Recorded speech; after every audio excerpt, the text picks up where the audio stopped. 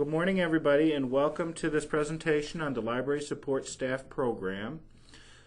This is Jamie Marcus from the Wyoming State Library, and we are more than happy and delighted to be hosting this webinar.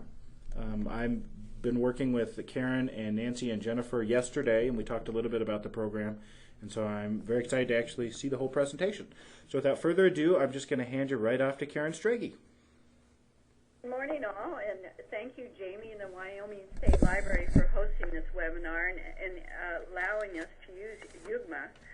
It's our first time using the software, and we appreciate you joining us and ask for your empathy should we have any problems. I'd like to introduce our three presenters this morning. My name is Karen Strage. I'm a co-director of the LSSC program.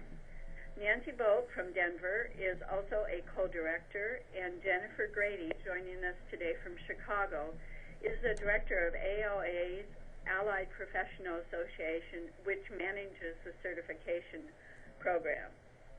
This morning we plan to review general information about the certification program, and we'll have plenty of time in between sections and at the end of our presentation to answer your questions. Nancy, Jennifer, and I will take turns as presenter, and I'll start. Our objectives today are three. For you to understand the details of the program, to understand how your state library could help. We know that you're a trusted source of information for library workers in your state, and we would like your help to recruit candidates and other participants into the program. We'd also like to leave you our contact information to set up promotional activities in your state or answer any more questions or hear any more comments that you have in the program. Cover a little bit of the background, the impetus for the program. In a survey conducted by the ALA Library Support Interest Roundtable in 2004, we found that 80% of the respondents supported national certification, 76% of the respondents supported national standards for library support staff, and 66% believe that certification would improve public service in libraries. And that's the real crux, to me, of the need for this program, is the belief that well-trained staff equals quality service for library users.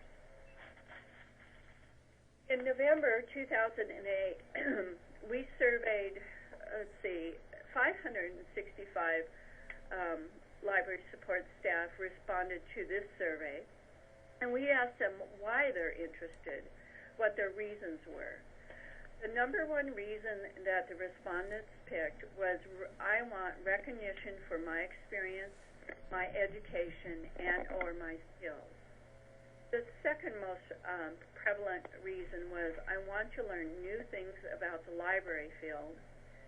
Third, I want to provide better service to my users. And fourth, I want to contribute to the improvement of the library in which I work. Interestingly to us, that pay and job factors were the least often selected reason for receiving a certification. So library support staff are really interested in making contributions to their library, providing better service, and self-improvement too, learning new things. Number one, again, is recognition for experience and education and skills. And if you've been reading the results of surveys about motivation and job satisfaction, we now know that recognition is number one to people's job satisfaction at work. Certification benefits. Preliminary research shows, and this preliminary research was done in part by Nancy Bolt in Minnesota and Maryland, and concerned those states' certification programs. This research shows that managers and library support staff report users are better served by staff with certification. Library support staff believe they understand library service better after certification. They report more confidence serving library users, and managers report that library support staff contribute more to the operations and the success of the library as a whole. Oss Project History. After years of discussion, ALA applied for and received in 2007 a IMLS Laura Bush 21st Century Librarian Grant. And we have proposed and sent in another application for a second grant, and we submitted it December, and those would cover this year and 3 more years. After the first grant was funded, ALA appointed an advisory committee composed of representatives from interested ALA divisions and units. ALA hired Nancy and I as co-directors. After a significant amount of work on the project, figuring out policies and procedures, all the stuff that you need to do to set up a certification program, we're happy to say that the ALA Executive Board approved the program July 2009 during the summer conference in Chicago last year. And candidates began to be accepted into the program January 25th, which was only, 10 days ago of this year. I'll pause now and ask if you have any questions about the material that I presented.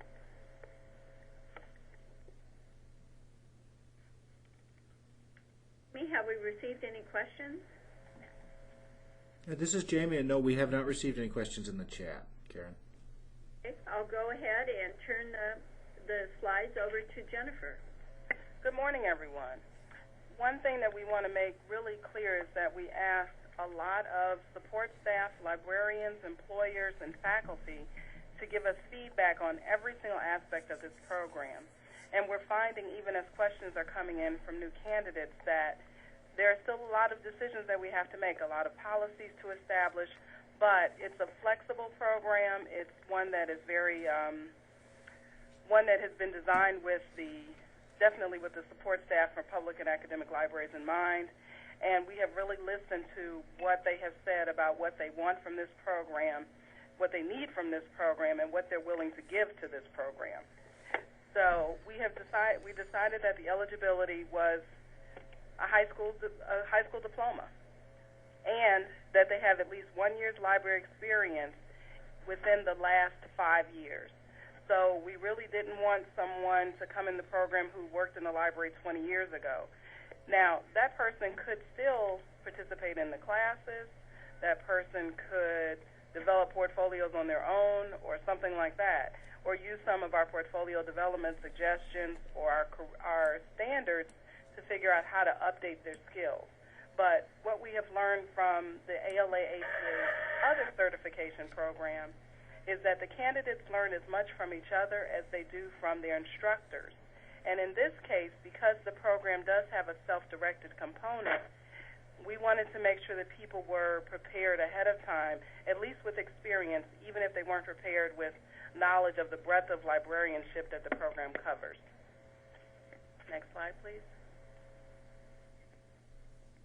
To participate in the program, we really, again, took in mind the cost to administer the program, and we also wanted this program to have value. And so, part of that discussion that we've had off and on was, if you give away something for free, is it something that anyone's going to value? Now, you all know that we can't afford to give anything away for free, and we also have put a lot of work, effort, and time into this program. And so, then there are some administrative costs associated with the program. So the fees are $325 for ALA members, and once they pay the application fee, there's no additional fees required. That fee that they pay has 2 components. Part of it goes to ALA APA for administering the program, and that's the ALA Allied Professional Association. And then $98 of that fee goes to LibraryText, which is the vendor that we selected for the portfolios. All of the candidates get this online option, or this online access, an online account to LibraryText, regardless of whether they do portfolios or take courses. And there are ways that they can make great use of that online portfolio system, and we have a lot of information about that on our website. We are looking for providers for courses. We have several already on the website for each competency set, but we're looking for more. We do not determine what fees those providers charge. So if you as a state library agency wants to charge nothing or $100 or $400 or whatever your cost might be, you're feel free to do that, but know that you will have competition. But it also depends on how you're going to offer the course, when you're going to offer the course, all of those options, because some people may prefer face-to-face courses, some people may prefer online courses, and online courses, of course, can be synchronous, meaning you meet at the same time every time, or they can be asynchronous, meaning people have time to complete whatever assignments there are on their own within a dictated framework. So we're looking for all of those options. So we hope that you'll think about that as well as some of the other ways that you can help the program. Next slide, please. As I mentioned earlier, there are 10 competency sets. 3 of them are required and 3 are elective. And we'll show you what those required and electives are on the next slide. Each candidate has 4 years to complete the program. They can complete it as quickly or as slowly as they like within that 4-year period. And again, we have 2 options. They can complete an approved course. If they complete an approved course, that means that once they've done that, they're done. They would upload a certificate of course completion to their live text account, which is called their Candidate Achievement Record, or their CAR, and then that's it. That will be submitted. They won't have to be evaluated any other time for that particular competency set. Or they can develop a portfolio, and we have webinars as well as lots of guidance to help people figure out whether they want to do a course or they want to complete a portfolio. And one of the other ways that you all can help is by providing some kind of mentorship for candidates who want to do portfolios, because as you may already know, portfolios take a lot of time and a lot of thought and a lot of effort. And we have developed portfolio development suggestions so that people aren't just thrown at the competency sets aren't thrown at the candidates and they say, well, how in the world would I demonstrate that I know X or Y? So we've given them portfolio development suggestions, but they can also come up with their own options. And you as a mentor or whoever you have on your staff or in your volunteer pool who would like to serve as a mentor can help the candidates figure out how they would demonstrate the competencies. And that would be an invaluable service. Also, reviewing what they submit before they submit it might be a help as well, because one of the components of this program is that we're looking, and Nancy may talk about this a little later, the evaluators will be looking at the writing skills of the candidates. We're not expecting anyone to be writing novels or Nobel Peace Prize winning proposals or anything like that, but we do want people to have at least a basic level of writing skill. So that's another way you can help. Next slide, please. You'll see here there are 10 competency sets, and each competency set has from, I think, it's 12 to maybe 30 competencies underneath them. So the 3 required are foundations of library service, communication and teamwork, and technology, as you see there. And then each candidate chooses 3 of these electives. Now, if a candidate has, say, experience in cataloging, they might want to do a portfolio in cataloging, and then they don't have experience in collection management or reference, they may want to take a course on collection management or reference. The candidates have the option to do portfolios or approved courses in any combination. They can do all courses, all portfolios, or some combination of the 2. Next slide, please. Now we're going to give you an example. Each competency set is divided into 2 parts: what library support staff will know and what library support staff are able to do. And again, if you throw something like the mission and roles of a library in its community and the mission of libraries in general and say, how do you tell someone else that you know this, which they will have to do if they do a portfolio. That's why we developed the portfolio development suggestion. because we want people to have some ideas of how you would convey that to someone else. Each of the portfolios will be evaluated by two different experts in the competency set area. And so those people have to feel confident that the candidate knows what they think they know and can demonstrate they know what they think they know, and that they are able to do what we say they're able to do in each of the competency sets. Next slide, please. So here, library support staff will be able to. So that's different. One is knowledge. One is less tangible. Be able to maybe a little more tangible to demonstrate, but that's not necessarily the case. So again, we have these portfolio development suggestions to help people. Are there any questions about this portion of the presentation?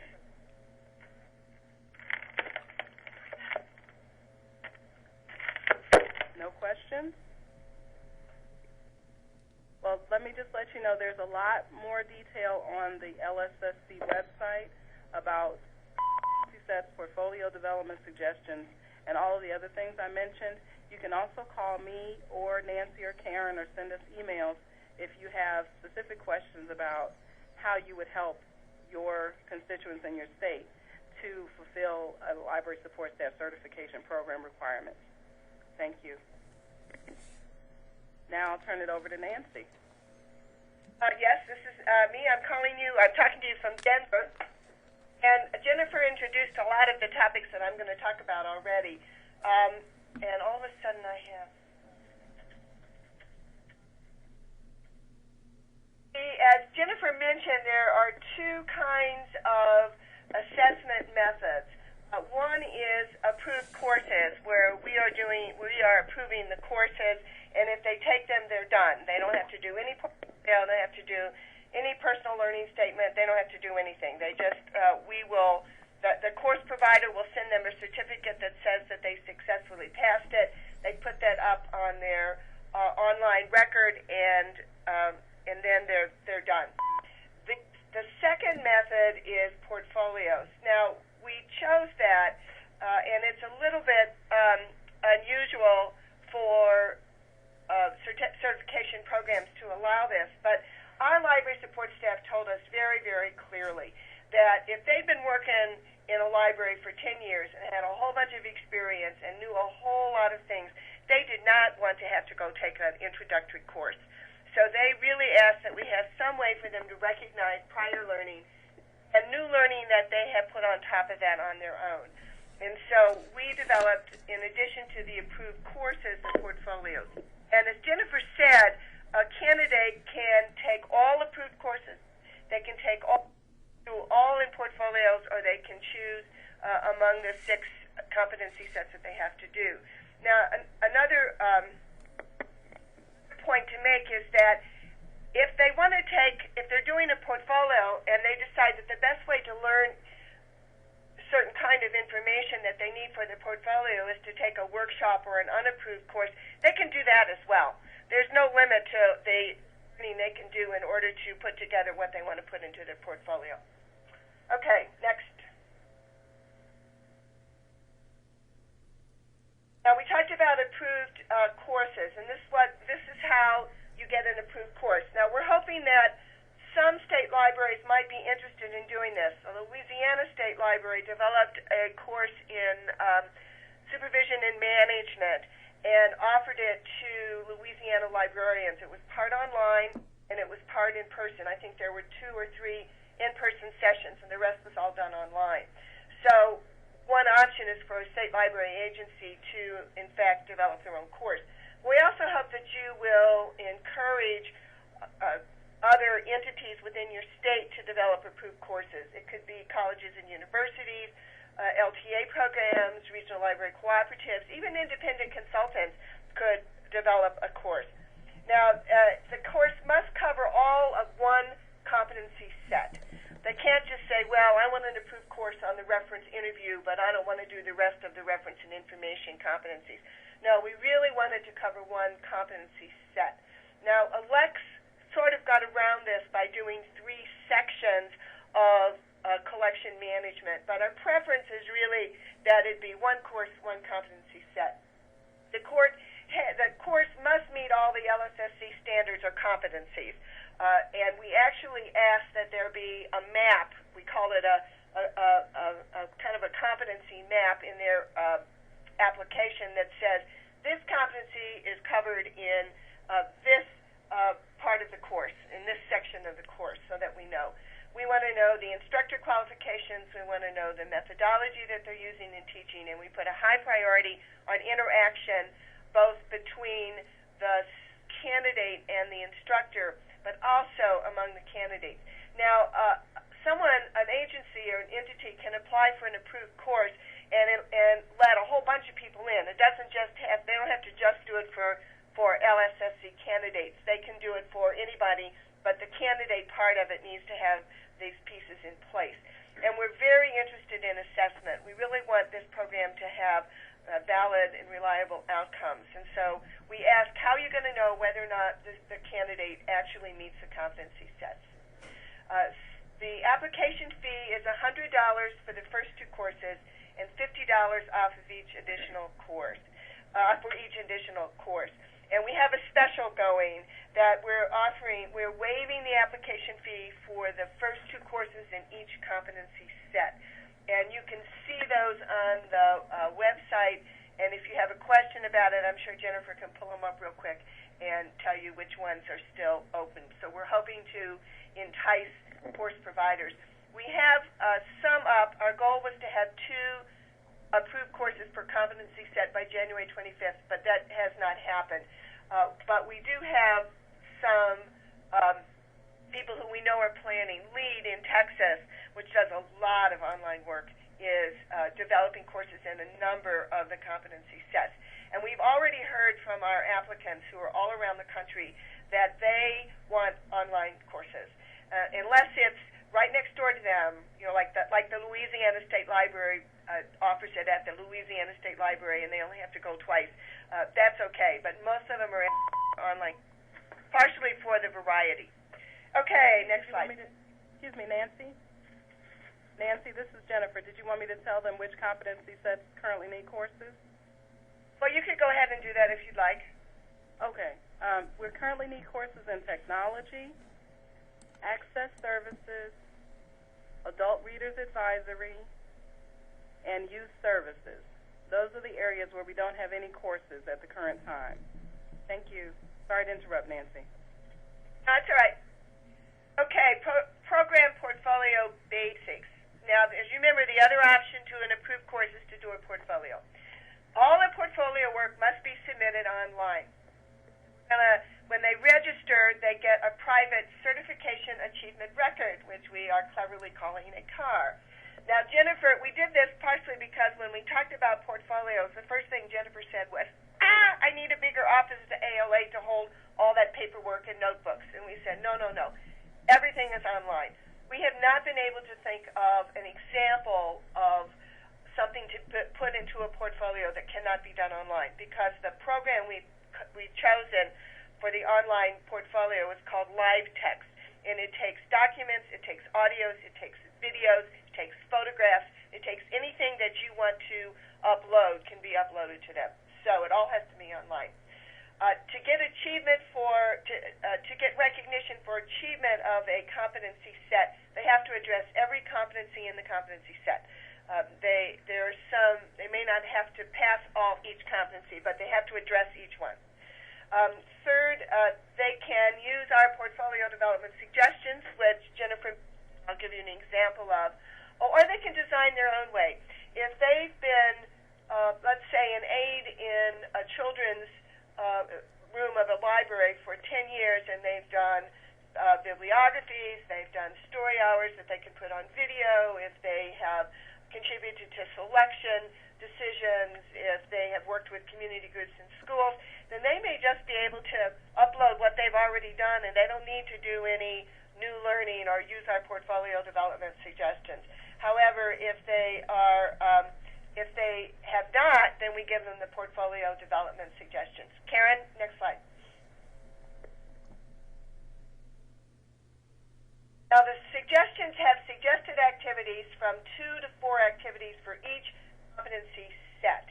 And they can use that to, once they have done whatever background work they need, they would upload it to their portfolio, to their car. Next slide. Example. Competency 4 under Foundations was the responsibilities of and relationships among library departments or functional areas. And so if they aren't quite sure how they can prove that on their own, if they don't want to design their own learning activity to do that, then we give them a couple of suggestions. I love 4.2, where a teenager, keep getting a pop-up of something else. A teenager asked for help with a homework assignment on the civil rights movement and the election of Barack Obama as president. Describe how every department in the library contributes to helping this user, and the impact on the student and library staff if any of the library departments do not do their work. So that would give them if they do this research and they write that up and they upload it onto R, then the evaluator would look and see if that met the competency about the responsibility to know the responsibilities and relationships among library departments or functional areas. For people, I'll stop here and say, for people who love to be creative and love to write, doing a portfolio sounds really exciting. I would love to do a portfolio myself in Foundations because I think it would be fun to put together those things and to learn that new stuff and put it up. If you're not comfortable with the subject area, then the approved course is the way to go. There's nothing on earth that would make me do a portfolio in technology. I would have to take an approved course because that's a difficult area for me to learn. So we're hoping that by having the portfolio development suggestions and then the approved courses options that we can cover everybody's talents, skills, and knowledge. Okay, next one. Nancy, let me jump in here just for a second. This is Jamie, and Mary Ross asked, can workshops or online courses that don't meet the entire competency set be used in the portfolio? Absolutely. What we would ask them to do is to not just say, I took this course, but to demonstrate what they learned in the course. Now, if they did an assignment in a workshop or an assignment in another online course, they might be able to use their assignment, upload that as meeting one of the competencies in a competency set. Now, Karen, I thought there was a slide on evaluating portfolios. There is not, I gather. Let me go back to that slide, and I'll just talk about it under the...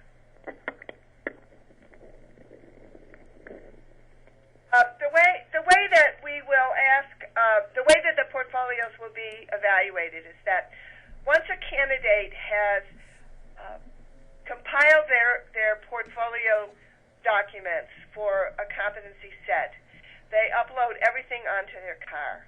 And then we hope they'll go through and make sure that it works right, that it looks right, that it's everything they want. And then there is a button on their car that says Submit for Evaluation. Once they have submitted it for evaluation, not go back into that competency set and make any changes until they hear back from the evaluators.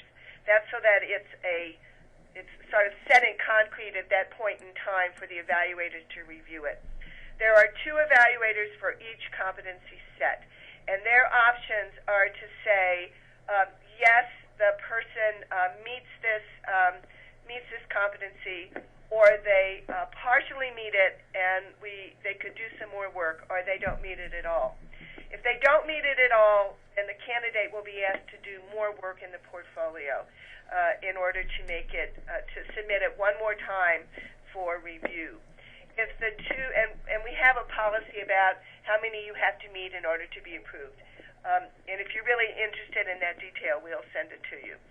The other thing is that if the 2 evaluators disagree, then we call in a 3rd evaluator. All of this is done online. The evaluators are people who have knowledge and experience in the different competency sets.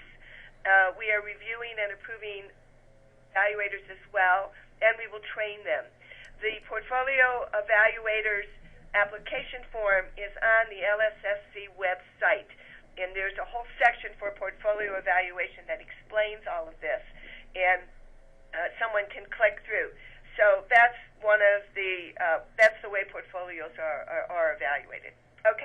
can go on to the next one. Okay, there's lots of things that you can do for SLAs to help. There's a lot of ways that SLAs can help do this. That's what I'm trying to say. The first one would be just to promote it in your state, to promote it to library support staff, support and promote it to library managers. Work with if there's a paraprofessional or a library support staff in your state, work with them. We are happy to do webinars in each state. We are happy to come to your state to a state association meeting or a special meeting or a paraprofessional association meeting and do an in-state, in-person presentation. We can do training on how to use live text and how to do portfolios. We're willing to do all of that. Now, here's the caveat on our actually traveling to your state. We have the money to pay our fees, but not to pay our travel. So if we come to your state, we would ask you to support the travel. Now, if you would like us to come to a state library association meeting and the state library association can't afford to pay our travel, that would be a way that you could support it. We are writing articles.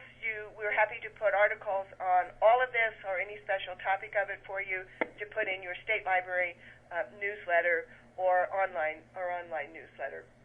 We have brochures and flyers, which we would be happy to send to you, and you can distribute them that way. So the first really big way that you can help us is we will help you in any way we can. The second way would be to become a course provider yourself, or to encourage others to be a course provider. That would be another big way that you could help support the program. We've talked a little bit about the webinars already. That they can either be general program, portfolio development. We're happy to do special ones for LSS managers to show how library managers and library directors can support their library support staff as they go through the program. Okay, Karen, next slide. All right, we've already said that. One thing that you can do that wasn't on the slide is support it financially. Many states have scholarships available to go to workshops or to enroll in library professional education or something like that. One way that you can help is by offering those scholarships to library support staff, so that they have your support in doing that. If what you do is now only, I urge you to consider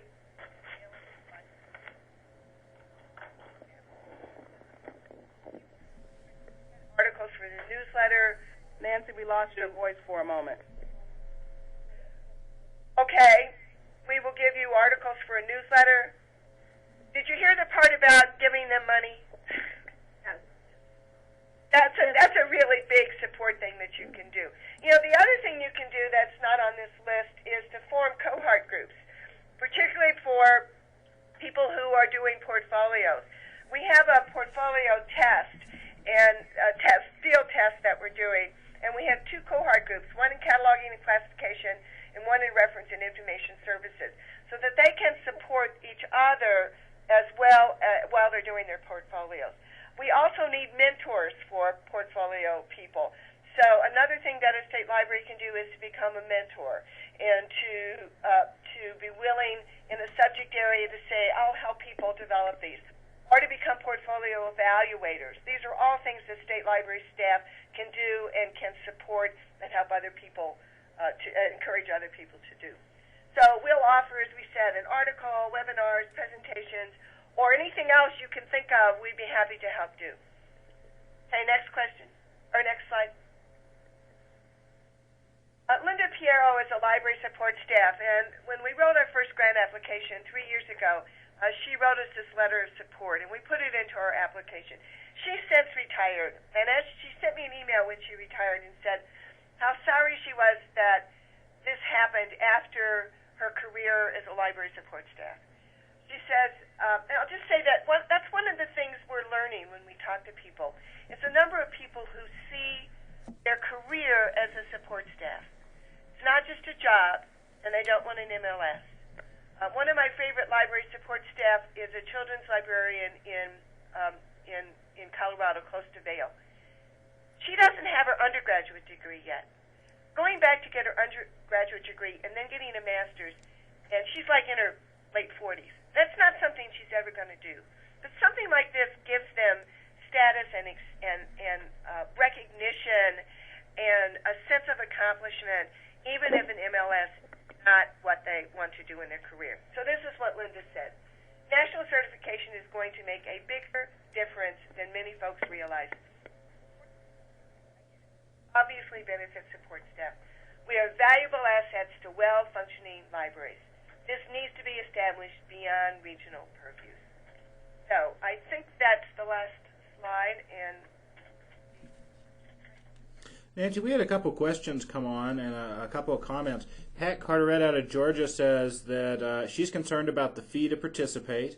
Right now, her state library agency has no money to give to folks to support them, and support staff generally do not make large salaries. How can we best address this concern? That is a concern, and we understand it. The problem is that the LifeTech subscription lasts for 4 years, $100 per person. That leaves $250 to go to ALA, APA to support the two. We lost her again. I'm wondering if whoever's typing could not maybe type. Anyway, so we understand that. It's just that we priced it as low as we possibly could. And it's one of the reasons we made the portfolio option free. Some people urged us to earn more money for ALA, APA by charging for portfolios. But we said no, that we're going to leave it at the $350. The CPLA program charges not only for registration, but also to evaluate the end product. We decided not to do that.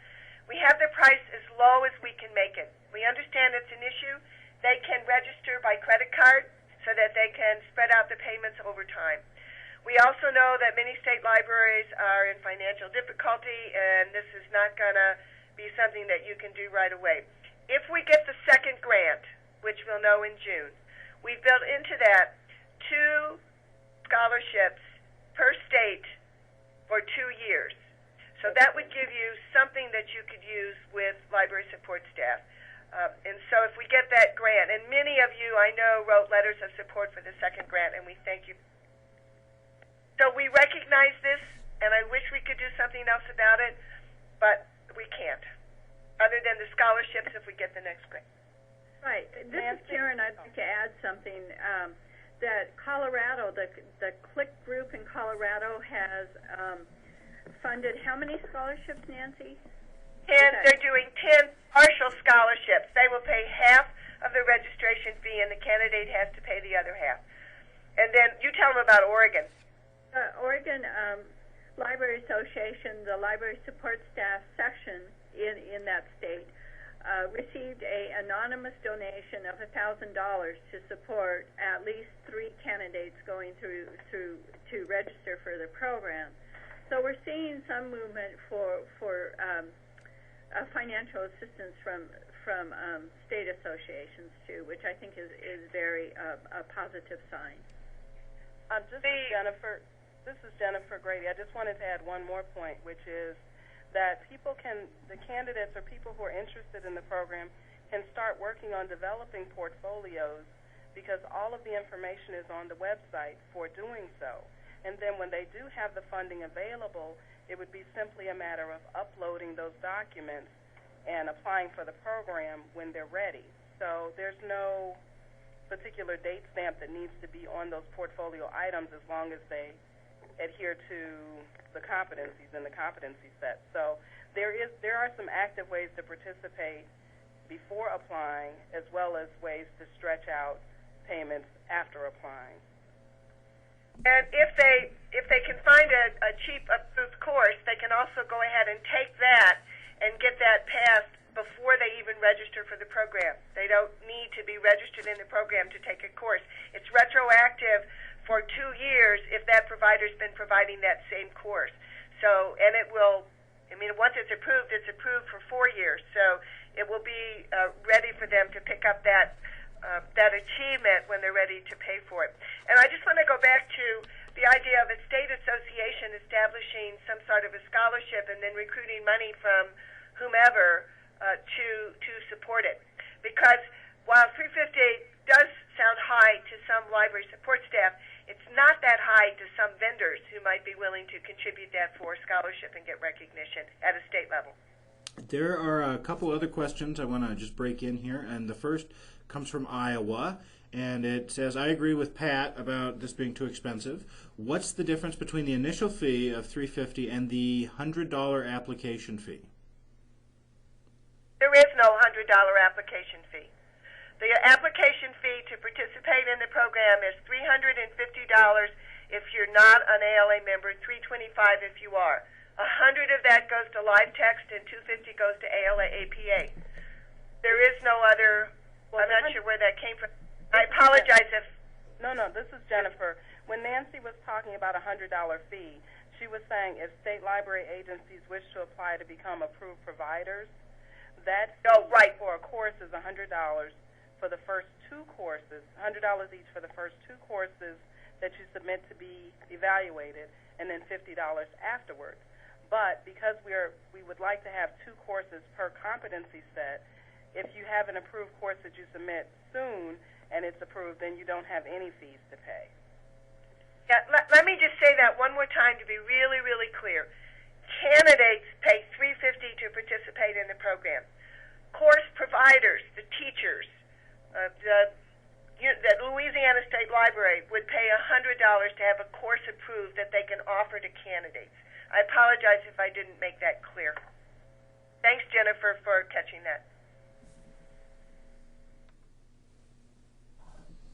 Okay, this is Jamie. Are there any other questions out there? You can either use the chat, or since we're on the phone, go ahead and unmute your phone and ask away.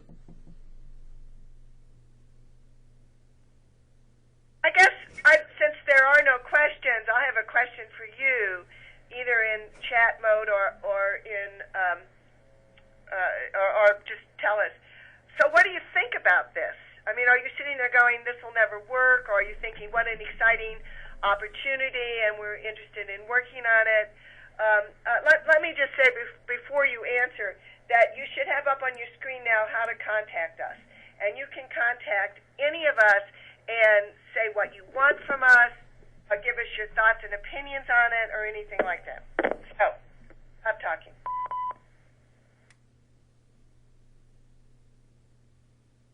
Anyone share? Nancy, hi there. Can you hear me? Yes, I can.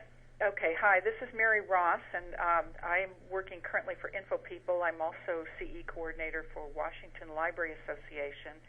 And my concern with this program and with Western Council, we were an approved provider for Western Council. And my concern has always been with the employer and what employer encouragement is given to support staff for participating in certification programs. And would like to know how you've involved employers in this process, especially because we're seeing increasing numbers of library employers moving support staff into roles that were previously held by librarians, increasing numbers of support staff providing first-level reference and other services that librarians in the past have provided. I'll take a crack at it, and I think Karen or Jennifer might want to add too. First of all, I want to acknowledge the Western Council program. This grew out of it, and our first goal was to expand Western Council nationally, and then it evolved into something a little bit different. And so even though Western Council is not in existence anymore, we really want to honor their contribution. And we also want to say that all the Western Council graduates are being grandfathered into this program, and we're going to honor them by giving them a the library support staff certification without their doing any more work. But we are asked, and Western Consul's agreed to pay a $100 fee in order to do that. So wanted to say that. And then in terms of employer support, what we're finding is that a lot of employers and managers are really excited about it. I've had some that have already said that they're going to be paying for their support staff to go. We're hearing from support staff who participated in the field test that they got time off from their employers to do the work. They got time off from their responsibilities. I mean, they got time off to go to workshops. They got time off from their responsibilities, like an hour or two a week, to actually work on coursework while they were at the library. That they got a lot of encouragement from their supervisors and from their peers, and recognition for just signing up and participating in the program. How widespread that is, who knows? Karen or Jennifer, do you want to contribute to that? Mary, hi, this is Karen. I think your question has two parts. One is, what is the program doing? Encourage employers to participate in the program, and then maybe the de-skilling of certain jobs, perhaps, in libraries. And I'd just like to back up and reiterate what Nancy said about encourage employers. We have heard from a lot of employers. I had one person come to me and suggest that our program recognize libraries whose library support staff all receive the certificate and make them a certified library of some type. Well, that's a little bit out of our purview, but it's a wonderful idea. We would like to talk to the employers in all of your states through a webinar or through coming to your state to talk about the difference that certification could make to the employee, to the institution itself, and then to its users. Part of that second grant that we wrote application for IMLS is to do some long-term evaluation of what difference does certification make. And I'm really excited about that possibility. I think that proving that certification makes a difference on at each of those three levels would go a long way to prove to employers that this is very important. Your other question, we could spend the rest of the day discussing the de-skilling of our libraries and where that's taking place and the causes between it. But I see a big difference between the skills and the knowledge that are incorporated in our competency sets for the LSSC program compared to the competencies for librarians that ALA has adopted. And I believe, and Jennifer or Nancy could correct me if I'm wrong, we have that comparison on our website to show people that we are not trying to contribute in any way to library support staff, quote, taking over professional jobs. These are different skills and knowledge required for each occupational set. Jennifer? The only thing I would add is an argument that is one that resonates with some and doesn't resonate with others. But one thing that I have been struck by with the Certified Public Library Administrator program is whenever I asked what one of the major benefits of the program was, it was confidence, that they didn't feel like they were team players or part of the process, or they felt like even as library directors, they were looked at as less than by sometimes even their boards. And so I think confidence is also something that's going to come from this program, and people will learn how to sell themselves, sell the value of this program, sell the value of their participation, sell what it's meaning for improving how they operate in the library and how they help library operations overall. That's something that I look forward to helping the candidates with for the Library Support Staff Certification Program, teaching people how to basically market themselves. And that's not marketing in terms of, and those are words that we're really uncomfortable with. I know selling and marketing, but I'm not. But it's teaching people how to value themselves and how to demonstrate that value to others.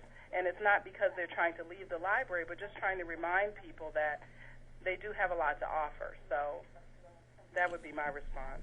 Okay, this is Jamie. I got several comments have come in over the chat, and then one question.